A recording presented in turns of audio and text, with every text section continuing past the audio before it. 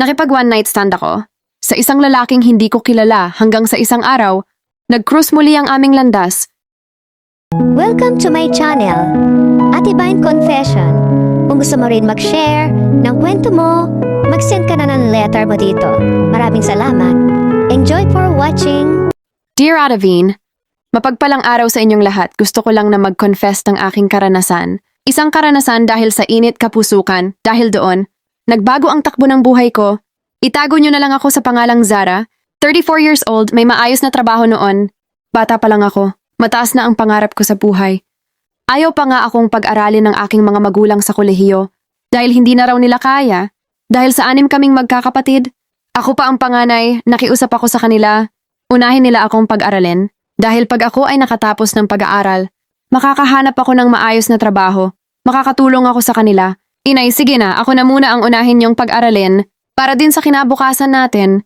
Sa kinabukasan ko, 4 na taon lang inay. Makakatulong na ako sa inyo, wika ko. Anak, tama na yung ilusyon mo. Pasalamat ka nga nakapagtapos ka ng high school eh. Samantalang kami ng tatay mo. Grade 3 lang ang natapos. Makakahanap ka na niyan ng maayos na trabaho para matulungan mo kami ng tatay mo. Para sa ibang mga kapatid mo, wika ni inay. Nanahimik na lang ako at hindi na umimik pa. Pero sa loob ko sobrang sakit. Tinatanong ko sa aking sarili kung bakit hindi nila ako maintindihan. Gusto ko lang naman makapagtapos ng pag-aaral ko. Naging matamlay ako at walang sigla sa araw-araw. Wala din akong gana na maghanap ng trabaho.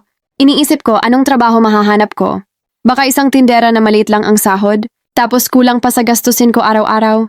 Isang gabi umiiyak ako at sa hindi sinasadya, nakita ako ni tatay. Anak, bakit ka umiiyak? May problema ka ba? Wika ni tatay. Tatay, gusto ko kasing mag-aral sa kolehiyo. Hindi ba talaga pwede? Pangarap ko kasing makapagtapos. Kahit magtatrabaho ako para sa pag-aaral ko. Suportahan niyo naman ako, tatay. Kung hindi, maglalayas na lang ako at hindi na magpapakita pa. Habang winiwika ko ang mga salitang iyon, hindi ko alam na naririnig pala ng aking ina. At siya ay lumapit at galit na galit. Sige Zara, lumayas ka. Kung iyan ang magpapasaya sa'yo, malaya kang umalis sa bahay na ito. Sobrang tayog mo. Sobrang taas ng pangarap mo, madamot ka. Ayaw mong hatian ang mga kapatid mo? Sa galit ni inay ay tumakbo ako sa kwarto naming magkakapatid. At doon ay umiyak ng umiyak. Kinagabihan, habang lahat ay masarap nang natutulog, lumayas ako, sinunod ko ang sinabi ni nanay. Hindi ko man alam kung saan ako mapapadpad, basta alam ko mababago ang buhay ko. Lumuwas ako ng Manila kahit walang direksyon ang mga paa ko, hindi ko alam ang kahaharapin ko. Naglakad ako ng naglakad, hanggang sa natagpuan ko ang isang coffee shop na need ng staff. Nag-apply ako at sa awa ng Diyos, natanggap ako agad, ngunit sinabi ko na wala pa akong matutuluyan. Dahil kakaluwas ko lang galing pa sa malayong probinsya. Tinulungan naman ako ni Mags, isang staff din sa coffee shop. Naupa lang siya ng maliit na kwarto.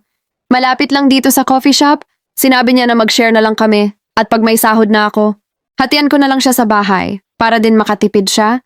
Sa wakas, hindi naging mahirap ang unang sabak ng buhay ko dito sa Manila. Nagtrabaho ako at nag-ipon.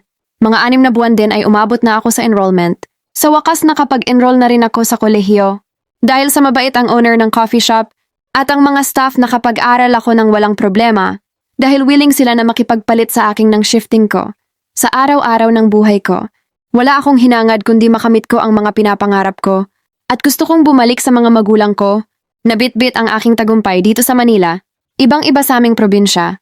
Simple lang kasi sa amin kahit nga TV, wala kami.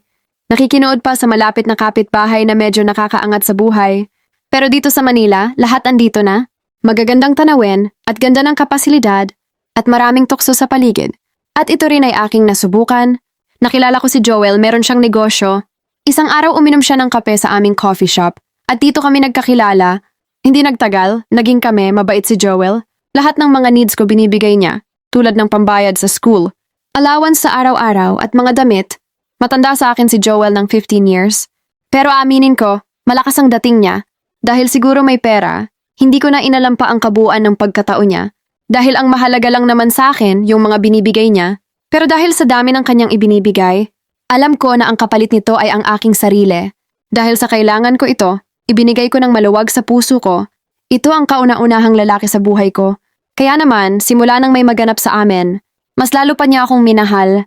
At ginawa niya akong prinsesa ng buhay niya.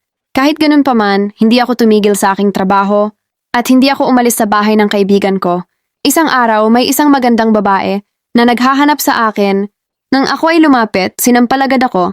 Ang kapal ng mukha mong babae ka. Ang lakas ng loob mong pumatol sa asawa ko. Alam mo ba, ang asawa ko ay pinulot ko lang sa putik. Wala siya ngayon sa kinalalagyan niya, kung hindi dahil sa pera ko. Kaya kung ayaw niyo na parehas kayong pulutin sa rehas. Tigilan mo siya, wika ng babae at sabay alis. Ako, para akong estatwa, hindi makakilos sa kahihiyan. Dahil sa dami ng taong kumakain sa coffee shop. Para akong kandila unti-unting nauubos. Dahil sa mga matang nakatingin sa akin. Nilapitan lang ako ng kaibigan ko at pinakalma ako, saka lang ako nakabalik sa aking trabaho. Kasalanan ko rin naman dahil hindi na ako nagtanong pa. Hindi ko inalam na may asawa na pala si Joel. Okay na rin dahil gagraduate, na rin naman ako, ilang buwan na lang. Pero hindi ko na maitatago sa aking sarili na minahal ko na siya dahil natagpuan ko sa kanya ang lahat ng katangian ng isang lalaki. Ngayon, mas nauunawaan ko na lalo ang lahat kung bakit ganun niya ako agad minahal. Same lang pala kaming mahirap. At isa pa, bruha ang asawa niya, na parang ginamit lang din ito ni Joel. Para gumanda ang buhay nito, ano man ang dahilan, mas pipiliin ko pa rin ang tama, kahit masakit. Isang araw bumisita si Joel. Gusto niya akong makausap, ayoko sana, pero kahit sa huling pagkakataon, kaya pinagbigyan ko. Pumasok kami sa hotel, para walang makakita sa amin, humingi siya ng sorry sa lahat. Patawarin mo ako, Zara, dahil hindi ko sinabi sa'yo na may asawa na ako. Natakot kasi ako. Alam ko na hindi mo ako magugustuhan. Sana lang tanggapin mo itong huling ibibigay ko sa'yo. At pangako, hindi na ako magpapakita sa'yo para na rin sa kabutihan mo, wika pa ni Joel. Naiiyak naman ako sa mga sinasabi niya. At binigyan niya ako ng pera. Gamitin ko daw iyon sa aking bayarin sa school. At sa iba kong pangangailangan, tinanggap ko. Dahil na rin sa kanyang kagustuhan at sa gabing iyon, ibinigay ko ang pagmamahal ko sa huling pagkakataon. Kinabukasan, tuluyan na nga ang aming paghihiwalay. Mahirap kalimutan si Joel dahil hindi siya naging masama sa akin. Minahal namin ang isa't isa, minahal niya ako ng totoo. Sumapit ang aking pagtatapos. Walang kasama, walang mga magulang.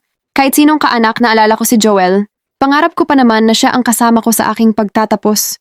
Dahil siya rin naman ang kauna-unahang bahagi ng pagtatapos ko, ngunit wala siya, kaya sa lungkot at saya na aking nararamdaman, tinanggap ko ang mga papuri ng ibang tao sa araw na ito. Kinagabihan, nagpunta ako sa isang bar para mag-celebrate kahit ako lang mag-isa. Nag-inom ako, sabi ko sa aking sarili. Uwi ako sa amin at ipagmamalaki ko sa aking ina na nagtagumpay ako habang ako ay tahimik na nag-iinom sa isang table. May lumapit sa akin na isang lalaki at nagpakilala itong Jason. Mukhang malungkot ka, miss. Pwede bang maki-join ako sa upuan mo?